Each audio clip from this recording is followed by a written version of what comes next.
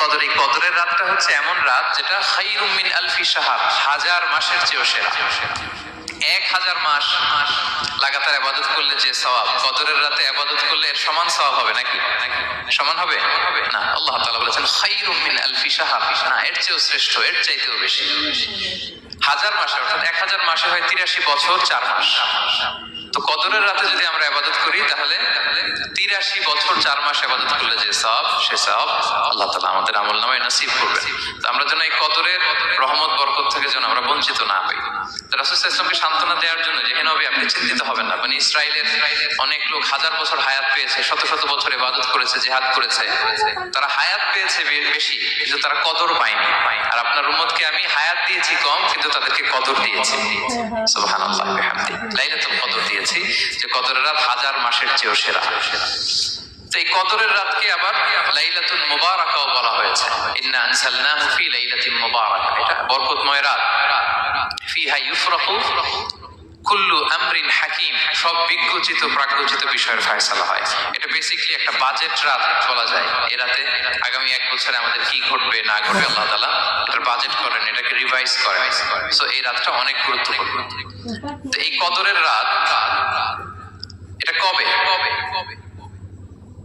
এটা স্পেসিফিক ছিল, মানে সুনির্দিষ্ট ছিল। রাসূল সাল্লাল্লাহু আলাইহি ওয়াসাল্লাম আমাদেরকে জানাতে চেয়েছিলেন কবে, কিন্তু রাসূল সাল্লাল্লাহু আলাইহি ওয়াসাল্লাম জানাতে পারেননি। সহিহ বুখারীতে এসেছে যে রাসূল সাল্লাল্লাহু আলাইহি ওয়াসাল্লাম খারাজান নবী সাল্লাল্লাহু আলাইহি ওয়াসাল্লাম লিইউখবিরানা বিলাইলাতিল কদর। উবাদা ইবনে সামিত রাদিয়াল্লাহু তাআলা আনহু বলেন, রাসূল সাল্লাল্লাহু আলাইহি ওয়াসাল্লাম আমাদেরকে জানাতে বের হয়েছিলেন যে কবে কদরের রাতটা। ফাতালাহা রাজুলান মিনাল মুসলিমিন, হঠাৎ মুসলমানদের মধ্যে থেকে দুইজন ঝগড়া লাগলো, তর্ক লাগলো। রাসূল সাল্লাল্লাহু আলাইহি ওয়াসাল্লাম হঠাৎ করে ওই ঝগড়ার দিকে খেয়াল করলেন, ওইদিকে খেয়াল করে ওই তারিখটার কথা তিনি ভুলে গেলেন। ফারুফিআ, রাসূল সাল্লাল্লাহু আলাইহি ওয়াসাল্লাম বললেন, আমার হৃদয় থেকে, অন্তঃকরণ থেকে এটাকে উঠিয়ে নেওয়া হবে। এখন আমি মনেই করতে পারছি না এটা কি 23 না 25 না 27 না 29, আমি মনে করতে পারছি না। এজন্য রাসূল সাল্লাল্লাহু আলাইহি ওয়াসাল্লাম বলেছেন যে তবে আমি এতটুকু মনে করতে পারছি, ফালতামিসুহা ফিল আশরিল আওয়াখিরি ফিল বিদ্রি, রমাদানের শেষ দশকের বেজর রাত্রিগুলোতে তোমরা কদর তালাশ করো। বেজর রাতে যদি তোমরা কদর তালাশ করো তাহলে এই কদর সুনিশ্চিতভাবে তোমরা পাবে। Be a part of our vision to listen and share the khair.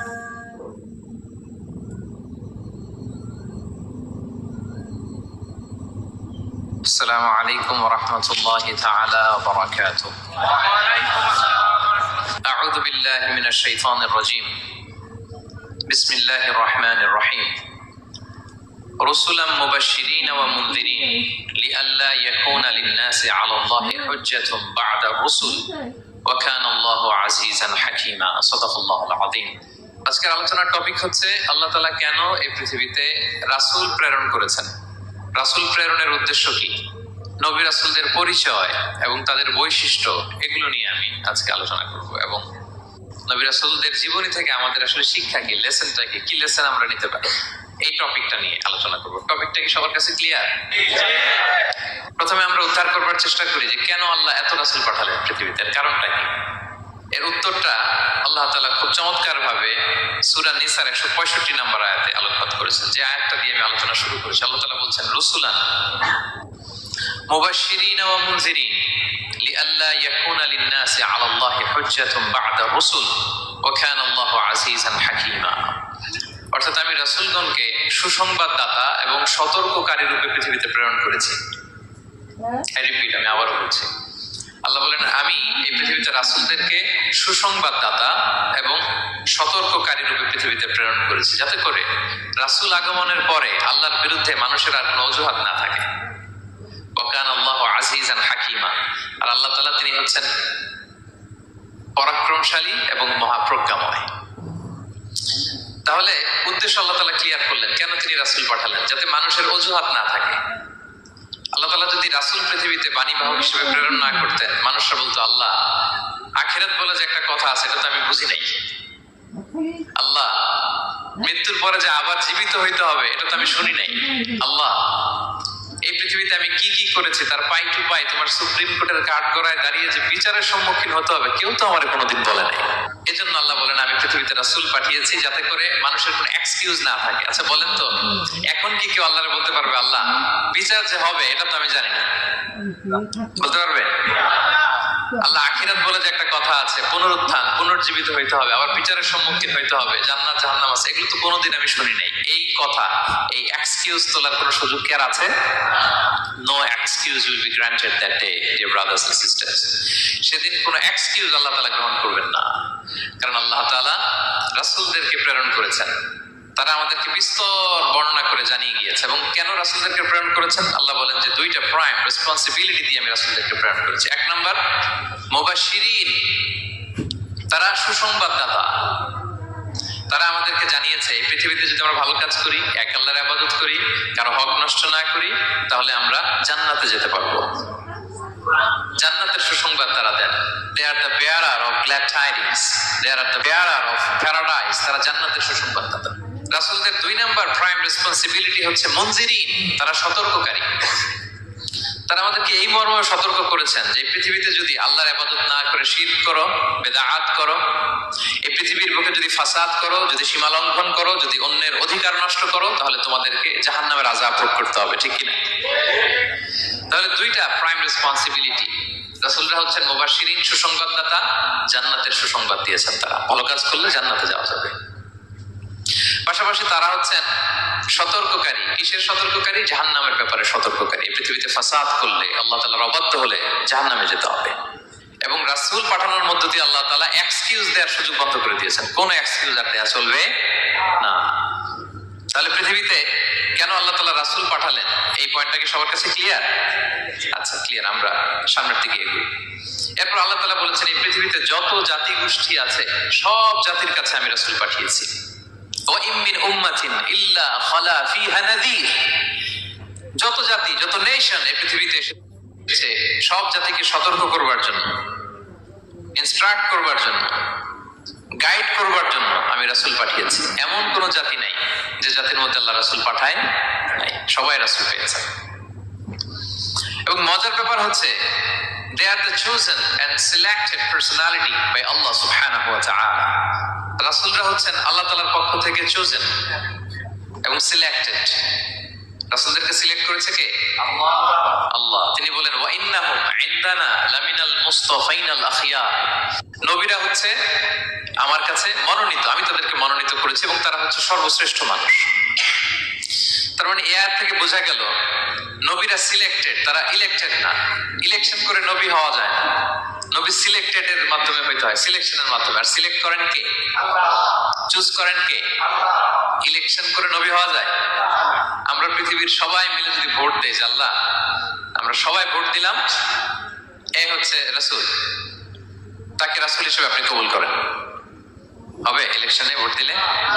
আমাদের সাথে যদি ম্যানকাইন্ডের সাথে জিন কাইন্ডও যুক্ত হয়, জিনেরাও যদি বলে আল্লাহ আমরাও আছি, আমরাও দিলাম একটা করে ভোট, হবে রাসূল হবে? ফেরেশতারাও যদি যুক্ত হয়, ফেরেশতারাও যদি বলে, মানুষও ভোট দিল, জিনেরাও দিল, ফেরেশতারাও দিল, প্রত্যেকে একটা করেই দিল, ধরেন প্রত্যেকের ভোট গণনা করার পরে দেখা গেল বিশাল ভোট কাউন্ট হয়েছে। এখন তাদের এই ভোটের উপর ভিত্তি করে রাসূল হবে কেউ? হবে? কারণ নবী ইলেকশনে হওয়া যায় না, নবী হয় সিলেকশনে। আর সিলেক্ট করেন কে? আল্লাহু ইয়ালামু হাইসু ইয়াজআলু রিসালাতাহু। কাকে রাসূল বানাবেন, কাকে তিনি নবী হিসেবে অ্যাপয়েন্ট করবেন, এটা তিনিই জানেন।